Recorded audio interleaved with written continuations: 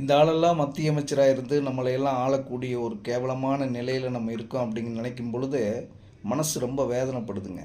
ஆராசாவோட audio எல்லாமே கேட்டிருப்பீங்க.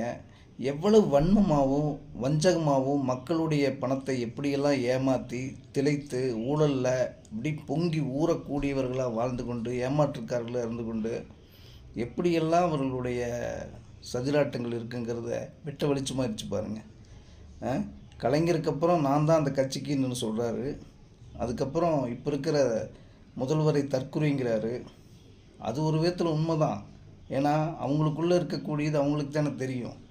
அப்படிப்பட்ட இந்த பேச்செல்லாம் நம்ம கேட்கக்கூடிய நிலைமையில் இருக்கிறோன்னா நம்ம தாங்க ஓட்டு போட்ட மக்கள் தாங்க முட்டாள். இன்னும் நிறைய விஷயங்கள் வெளியே வரும் பாருங்க. அதனால் வாக்களிக்கும் பொழுது தெளிவாக இருங்க, சிந்தித்து வாக்களிங்க. யாருக்கு ஓட்டு போடுறோன்னு நீங்கள் மனசில் வச்சுட்டு ஓட்டு போடுங்க.